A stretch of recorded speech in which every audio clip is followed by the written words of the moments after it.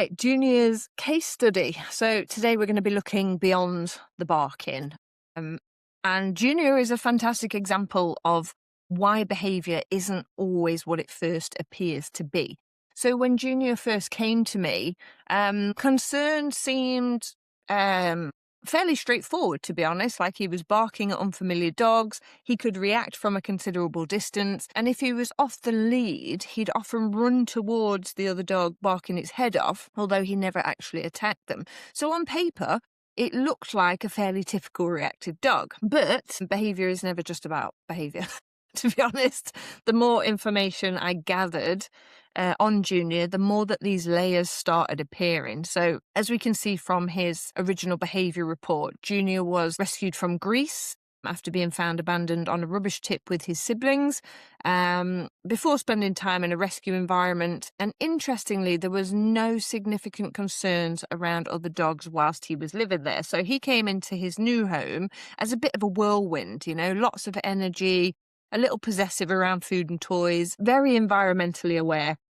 And over time, that seemed to develop into quite dramatic reactions towards unfamiliar dogs and people. So his owner had already tried various approaches before we'd met, including muzzle training, and she was even told to use a prong collar. But neither seemed to address what Junior was actually struggling with, because they were focused on kind of controlling that behaviour rather than understanding why it was happening. Now, when I first assessed him, I felt there were several things contributing. There was definitely some uncertainty around unfamiliar people. He also appeared to become frustrated very easily when he couldn't access information about the things that were in the environment. But there was something else that kept catching my attention, and that was his movement. Now, he looked and moved quite slowly.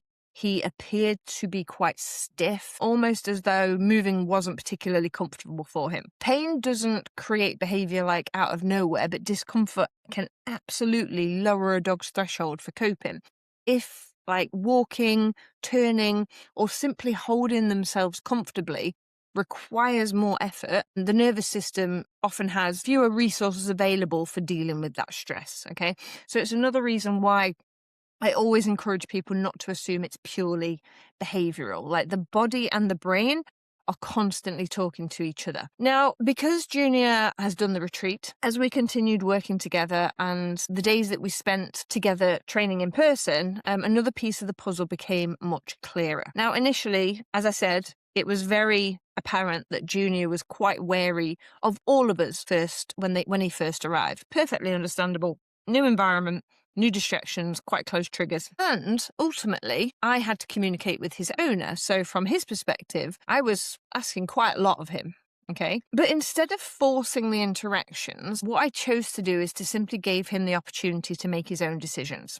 Now, a lot of that involved ignoring him, completely ignoring him, giving his owner, what's the word I'm looking for? Giving his owner movement strategies to work with and gradually closing the distance. Now, over the course of the retreat, his confidence grew enormously. Like, by the end of it, especially there's only 3 days, but on the third day, he was actively choosing to train with me.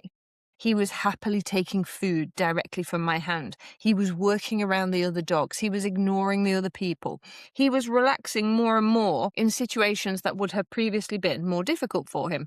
So that tells us something incredibly important. The issue wasn't me or the food. The issue was that Junior couldn't learn. It was that he first needed to feel safe enough to learn without masses of pressure. There would be a lot of dog trainers that would go into Junior's case and try more. Oh, well, let's try this, and then let's try that, and then let's see how he deals with this. But what Junior needed was somebody to take a step back, to give him the space to go and assess his environment, to stay connected with his mum, who he has trust with. And like I said, it was just that he needed to feel safe enough to learn. Now, I also started wondering whether his everyday life was providing enough opportunities for appropriate mental stimulation. Like, many intelligent working breeds don't simply need that physical exercise. They need opportunities to problem solve and use their brain and make their own decisions. And when those needs aren't fully met, like frustration can very quickly come to find another outlet. Now, I want to talk about something that his owner mentioned recently because I know many of you will recognize it. Where did I put that? There it is. So, one of the biggest challenges now for Iris and Junior is when another dog is walking directly towards them. Junior will often plant himself on the floor. He will refuse to take food. And because he's around 46 kilos, which is like 90 pounds plus, moving him is impossible.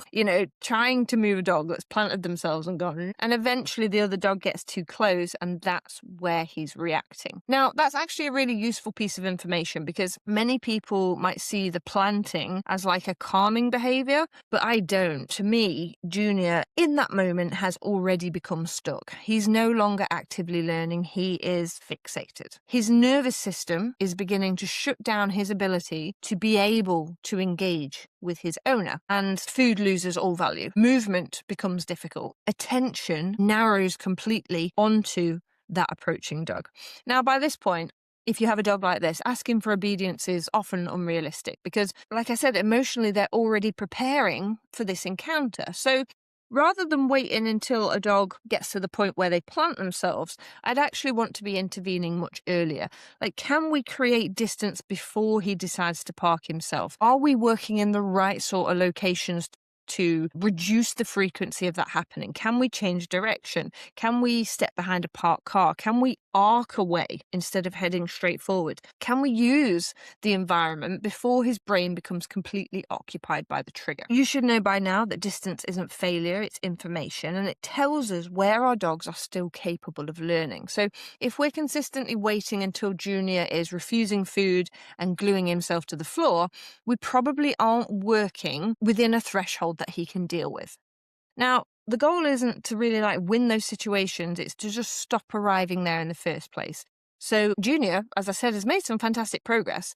And we've definitely increased engagement with his owner. We've definitely built confidence in new setting around new distractions. And we've started to understand the dog underneath. And I think that's the biggest lesson from this. The first behaviour you see is really the whole picture. It's worth, what did Shrek say? Or was it Shrek or was it Donkey? You have layers. That was a shit Scottish accent. There's layers, however he said it. If in the moment, obviously you want to be working with this stuff before it happens. I would be working on masses of engagement with Junior, lots of lats training, see dog, get a reward, see dog, look at me. And if you live in an area where there are these narrow paths and tracks, if you can't avoid them, I would be doing forwards and backwards healing games. Basically. So we'd move forward, and then we do U-turn and then we come back. And then we move forward, I might ask you to spin, and then we move forwards again.